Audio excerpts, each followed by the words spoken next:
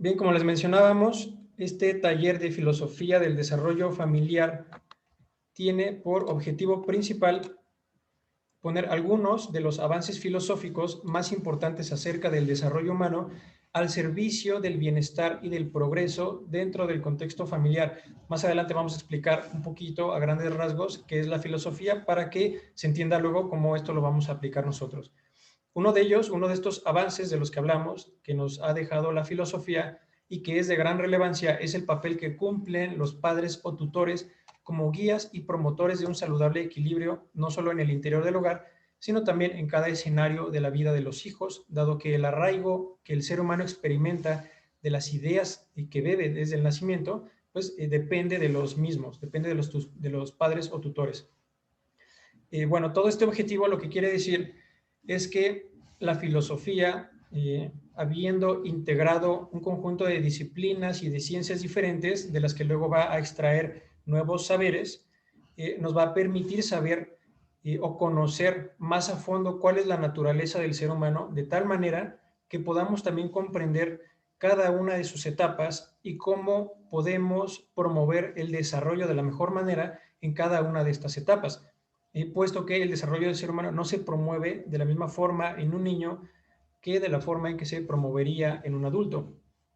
También la filosofía nos permite comprender que en la familia específicamente habita un conjunto de elementos que tienen una fuerza mucho mayor de lo que tendría el entorno social como profesor, digamos, como un mecanismo de enseñanza.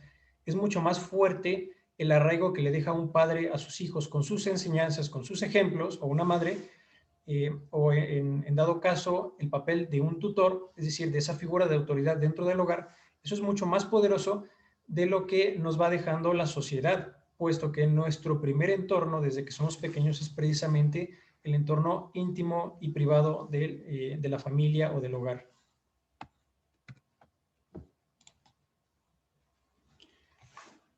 Y bien, vamos a hablar un poco de por qué decidimos enfocar este taller al desarrollo familiar, eh, pues de acuerdo a las circunstancias que estamos viviendo y cómo, en qué nos vamos a centrar durante el desarrollo del taller, qué nos parece importante.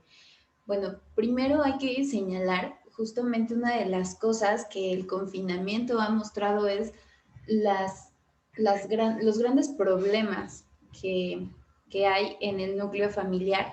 ¿Por qué? Porque pues actualmente estamos conviviendo más con nuestra familia y la realidad es que no, muchos de nosotros quizá no tengamos opción. Y entonces nos damos cuenta que incluso se han disparado distintas formas de violencia entre los mismos miembros de la familia. Esto responde por ejemplo, podríamos abordar quizá desde el lado psicológico el por qué un ser humano decide ser violento con otro ser humano, quizá ha sido alguien que ha tenido distintos tipos de traumas, pero abordándolo desde la filosofía, justamente nos damos cuenta que en realidad el problema de esa persona es que carece de el entendimiento de qué es un ser humano, de cómo, cuál es la naturaleza de un ser humano, lo que un ser humano necesitaría. Por ejemplo, en el caso de un padre que es agresivo, violento con los niños. Sabemos que pues, los niños están en una etapa con determinadas características que se les tiene que enseñar, que se les tiene que guiar y orientar. Entonces, si el padre se desespera y más bien es violento, en realidad lo que a nosotros nos está diciendo es que tiene un problema en el que no comprende cuál es la naturaleza de la etapa, por ejemplo, en la que se encuentran sus hijos y qué es lo que necesitaría el poder explicarles, de qué manera poder relacionarse con ellos, pues para apoyarles en el desarrollo de esa etapa. Ajá, entonces, si se dan cuenta, pues vamos a abordar más bien el origen de la acción, que es un pensamiento, que es la idea que existe detrás de la conducta de esa persona para portarse de la manera en la que lo está haciendo. Ahora, justo hablamos de la violencia porque vemos que eso es verdaderamente un síntoma de algo que brotó de manera muy evidente, por así decirlo, actualmente en la pandemia, a raíz del confinamiento en el que pues, muchos de nosotros hemos sido pues, obligados a estar. ¿Bien? Y bueno, también se hace necesario, por la misma circunstancia de la pandemia, del aislamiento, esto ha traído a la luz mucha evidencia acerca del hecho de que existe demasiada violencia dentro de la familia. Como sabemos, no solo es violencia física, sino también muchas veces violencia psicológica. Esto se debe a que las personas muchas veces no saben cómo lidiar con sus problemas interiores, que luego expresan en el exterior a través de violencia y desquitándose con los más cercanos, que son sus propios familiares, pero también tiene otra raíz todavía más profunda y todavía más importante, que consiste en un desconocimiento acerca de cuál es la naturaleza humana. Porque una persona violenta al final siempre busca de alguna manera desahogarse o experimentar ese desahogo por alguna tensión interior que no sabe o cuyo origen no conoce. Y entonces, esto porque es una expresión del desconocimiento de la naturaleza humana, porque cuando sabemos, cuando tenemos el dato de qué cosa es un ser humano, un dato preciso sobre lo que es el ser humano, es entonces cuando sabemos también cómo tratar al ser humano, cómo lidiar con los problemas, cómo tratar a nuestra familia, cómo enfrentar los problemas que tenemos, por ejemplo, en el trabajo, sin que esto afecte el entorno familiar, o viceversa, cómo enfrentar también los problemas familiares de tal manera que esto no surja o que de aquí no surja un problema mayor dentro de la familia. Cuando no se sabe cómo tratar esos problemas es cuando empiezan a desarrollarse de manera más clara gestos de violencia.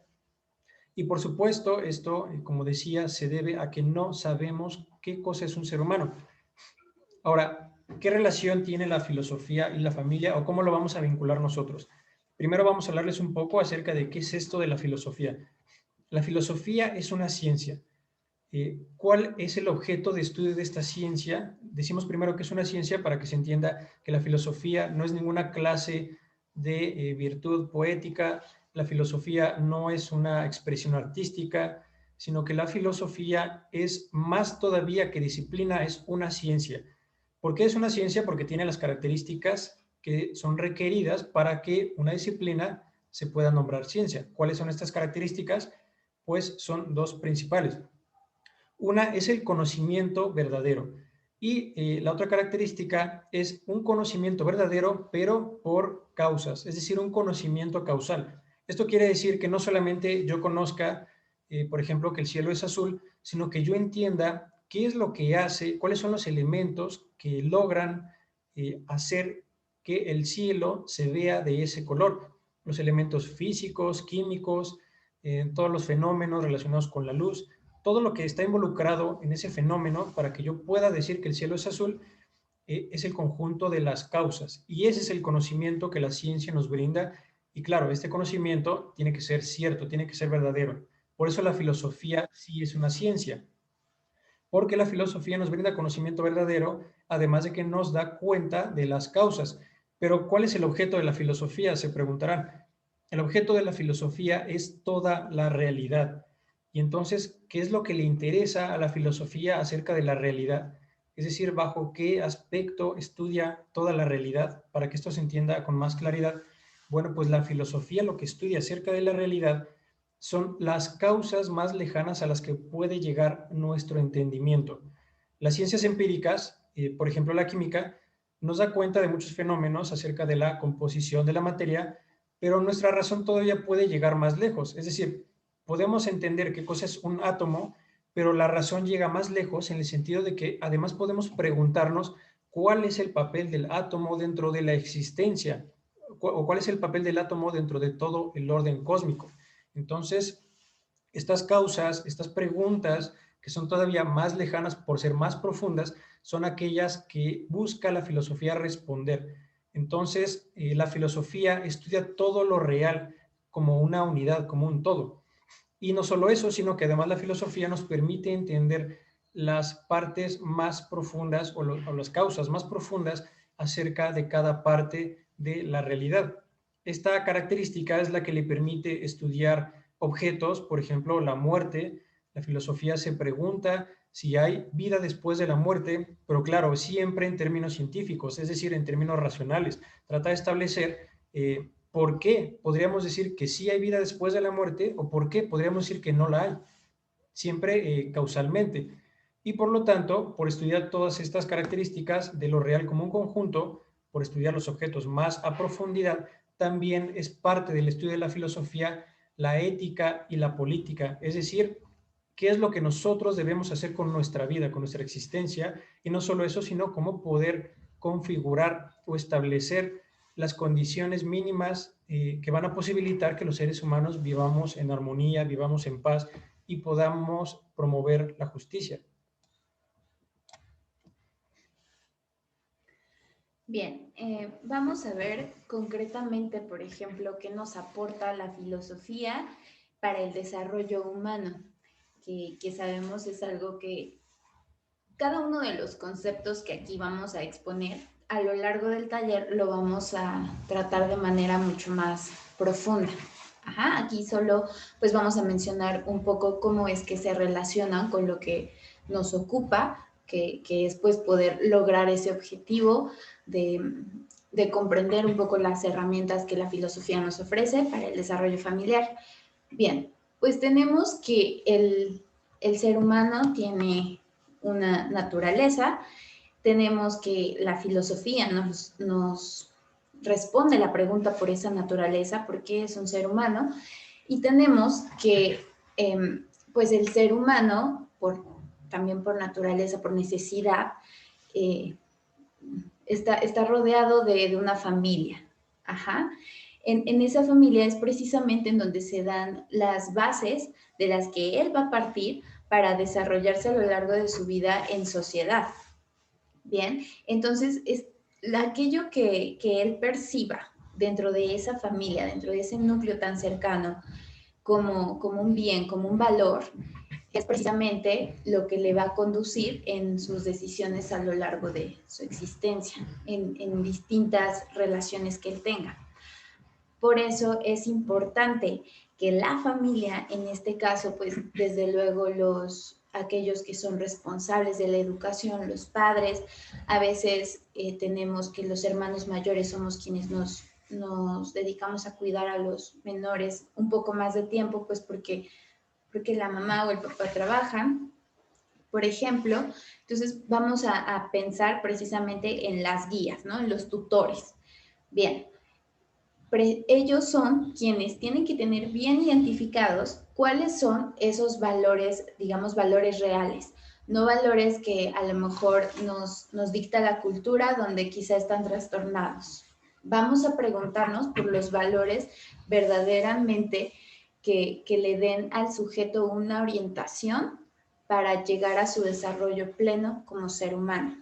Bien, entonces, una vez que conocemos cuáles son esos valores, vamos también a entender, a desarrollar justo el entendimiento de cuáles son los medios de los que podemos valernos para desarrollar esos valores, para adquirir esos bienes. Ajá. Cuando digo bienes, me refiero justamente a aquellos beneficios, digamos, que el desarrollo y el poder llegar a esos valores nos van a traer.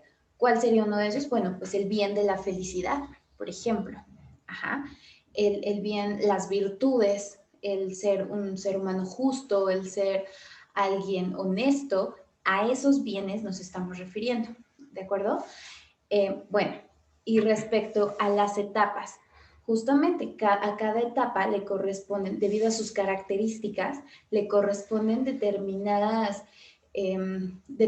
aprendizajes, le corresponden determinadas capacidades que en ese momento es necesario desarrollar de acuerdo a su etapa. Ajá, entonces, eso también es es algo que se contesta con la pregunta por quién es un ser humano, cuáles son sus etapas de desarrollo, cuáles son las características de cada etapa, qué se necesita en esa determinada etapa de desarrollo, ¿cierto? Bien, y pues finalmente todas estas cualidades, todas estas bondades de la filosofía son las que nos va a permitir contemplar en ella una amplitud científica tal que luego vamos a poder servirnos de ella para realizar un estudio acerca de la familia y acerca de cuáles son esos bienes que necesita la familia. Repito, no nos vamos a dedicar en este taller a establecer o elaborar análisis propiamente filosóficos, sino que más bien vamos a dedicarnos directamente a la práctica en el sentido de que vamos a tomar ya esos datos que nos dio la filosofía y los vamos a aplicar después a la familia. Vamos a poner estos ejemplos de los objetos de estudio de la filosofía que nos van a servir como aplicaciones dentro de la familia. El primero que tenemos es de lo real, es decir, a la filosofía le compete estudiar toda la realidad, pero además, gracias a que puede estudiar toda la realidad, la filosofía también puede decirnos qué cosa es real y qué cosa no es real. Es decir, la filosofía nos va a permitir distinguir qué ideas son verdaderas y qué ideas son falsas. Esto es importante dentro de la familia porque muchas veces se llegan a promover ideas que no son falsas. Los padres, por supuesto, generalmente, no siempre, pero generalmente, tratan de conducir a sus hijos hacia sus mayores bienes, tratan de hacerles el mayor bien. Sin embargo, no siempre lo logran, puesto que los mismos padres desconocen cuáles de sus ideas son verdaderas y cuáles son falsas.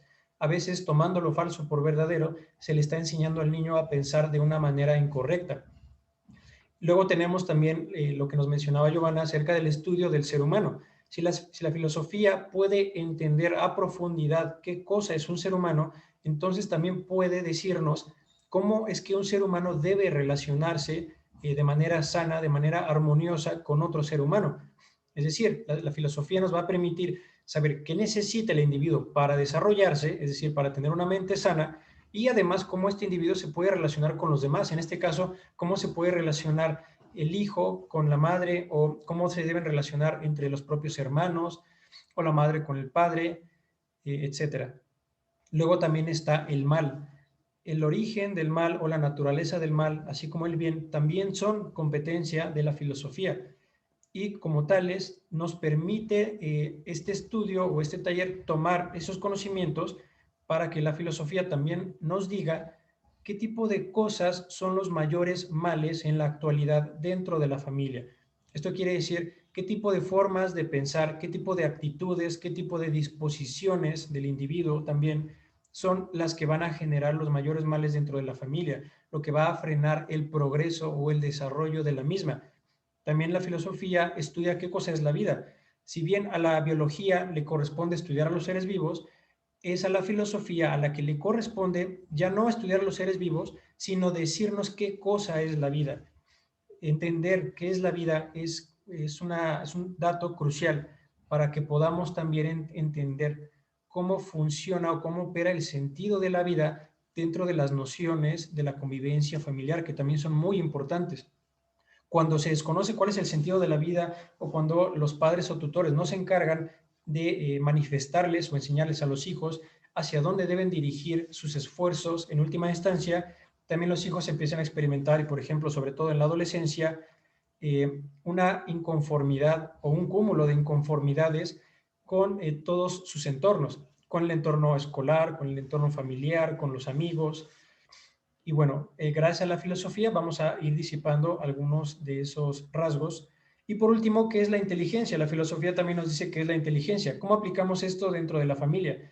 Bueno, pues porque la inteligencia es uno de los mayores bienes, no es el mayor, pero es de los mayores bienes que puede haber dentro de un entorno familiar, lo que se va a traducir en que las personas que conforman la familia, van a poder tomar mejores decisiones como individuos y como familia. Sabemos, porque generalmente crecemos dentro de una familia, sabemos que todo el tiempo la familia está tomando decisiones, todo el tiempo se ve enfrentada a diferentes problemas donde tiene que tomar alguna dirección. Entonces, gracias a la filosofía que nos va a permitir o que nos permite entender qué es la inteligencia, nos va a permitir también saber qué tipo de decisiones son las más inteligentes, qué tipo de decisiones, por tanto, son las mejores que se puede tomar como personas que conformamos un hogar. Y bien, pasamos al siguiente tema. Bien, pues aquí vamos a hablar justamente de una de las etapas de desarrollo del ser humano, una de las primeras etapas. Esto es, vamos a hablar respecto a algunos rasgos y características de los niños, pero también de cuáles son las ideas que generalmente abundan actualmente en torno a qué es un niño, cómo aprende y qué es lo que se debería de hacer. Bien, tenemos que los niños pues tienen facultades, son seres humanos, tienen inteligencia, tienen la voluntad, la capacidad de decisión. Sin embargo, a veces se les trata como si no fuera así.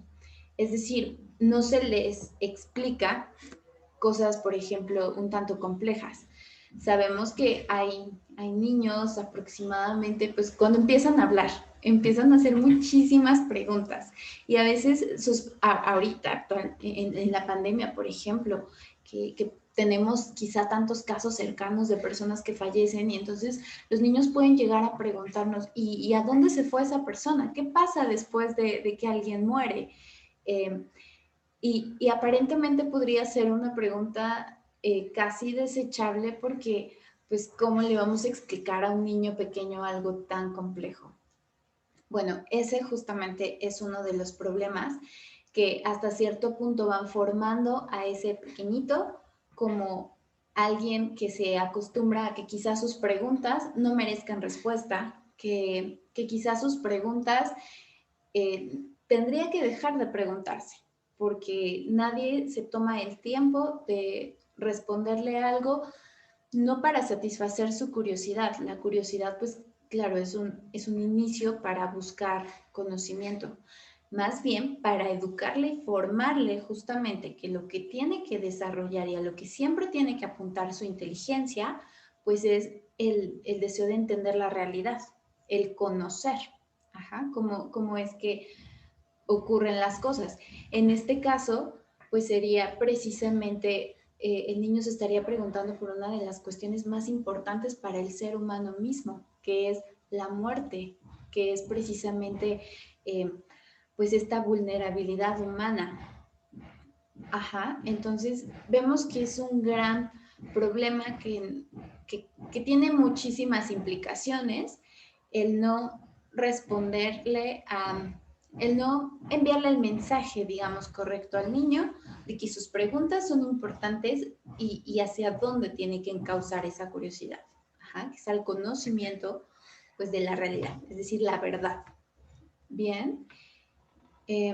También tenemos, por ejemplo, que se sobrevalora. Hay una dinámica cuando al niño se le enseña únicamente con juegos, por ejemplo, se sobrevalora la diversión que le podría traer ese juego más que el propio conocimiento. Entonces, nuevamente ahí tenemos un problema, porque la inteligencia, la facultad de la inteligencia se perfecciona en la búsqueda de la verdad. Nuevamente, el entendimiento de la realidad. Entonces, si estamos valorando más el medio que es a través de determinado juego, de determinada dinámica divertida, se está perdiendo en realidad lo más importante. Y esto que nos da, pues justamente adultos que se van desarrollando de tal manera que lo que más les importa es la diversión, es el medio. Y aquí tenemos un problema, porque cuando nos relacionamos con otros, vemos a los otros, a los seres humanos, como medios y no como fines.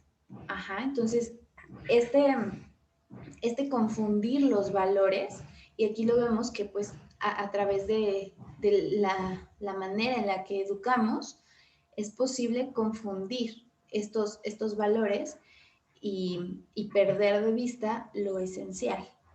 ¿Bien? Bueno, tenemos por otra parte que sí es sumamente importante señalar que ciertamente todas las personas que están alrededor de un niño conviviendo constantemente con él, le están enseñando algo, ¿bien? Esto no necesariamente es como que se sienten a platicar y les expliquen y a eso nos estamos refiriendo. El simple hecho de convivir con alguien, el ejemplo ya es una forma de transmitirle al niño conceptos y vaya, la manera en la que esas personas que conviven con el niño ven el mundo, se le transmiten inevitablemente al niño. ¿Bien? Ahora, aquí tenemos algo súper importante. Existen pues el papel de la mamá y del papá. Ajá, justo de las figuras pues de autoridad de una familia, de un hogar. Entonces, podemos afirmar, se sigue que las ideas que tienen los padres respecto a lo que son las relaciones humanas, respecto al trabajo, respecto a los valores, a la moralidad, lo que es actuar bien, lo que es actuar mal, van a ser transmitidas a los niños. Bien, justamente por lo que ya hemos explicado respecto a que están aprendiendo todo el tiempo de aquellos con quienes conviven y cuanto más de la persona que tiene la autoridad, como lo son los padres y las mamás. Bien, con esto también tenemos que los papás no solo pues está esta gran responsabilidad de ser la autoridad, de poder guiar y señalarles el camino a los niños. También tenemos que el medio en el que nos desenvolvemos constantemente está enviando, por así decirlo, mensajes, nos está llenando de información respecto a lo que son las cosas. Pero ¿qué pasa si vivimos en un medio que tiene pues ideas bastante equivocadas de lo que son las cosas? Vamos a estar recibiendo los mensajes equivocados. Entonces, aquí el papel de los padres, por ejemplo, desde que están pequeñitos los niños hasta que pues, llegan a la adolescencia, es importante que constantemente les estén traduciendo, por así decirlo, de manera incesante. ¿A qué nos referimos con esto? En filosofía justo se le llama juicio crítico, pensamiento crítico, esta búsqueda de la verdad, es decir, confrontar como la información que me va llegando con lo que yo sé que es verdad y con mi búsqueda de aquello que sea verdadero. Entonces, es importante que los padres siempre estén haciendo este ejercicio con los niños de preguntarles respecto a su medio, de lo que ellos observan del entorno y lo que realmente es. ¿Cómo es que los niños, el conocer eso, cómo es que los niños están procesando la información que les llega del exterior? Ajá, en ese sentido, pues podríamos hablar también que es muy necesaria e importante la comunicación. Bien, bueno, por último tenemos la cuestión con los medios de comunicación masiva, ahí tenemos, por ejemplo, una televisión. Actualmente sabemos que hay niños con tabletas, con teléfonos, niños desde 8 años quizá. Bien, pues justamente también es súper importante. Sabemos que quizá por la pandemia, pues los niños han tenido que acercarse más a estos medios digitales.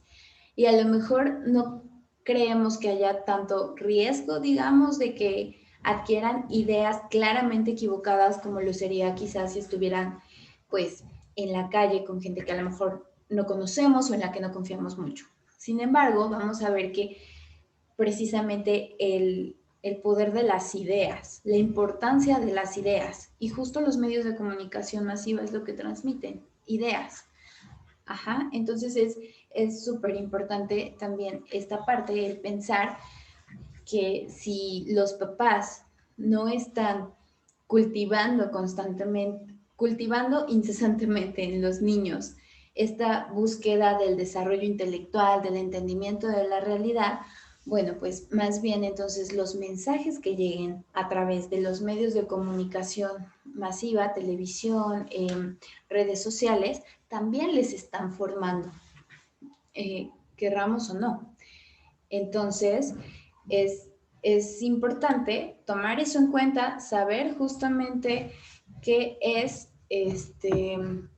esos mensajes que les están llegando y nuevamente recurrir a este aspecto de la traducción incesante. ¿Cómo es que el niño lo está procesando? Ajá, esa información que le llega. ¿Cómo es que la filtra? ¿De acuerdo?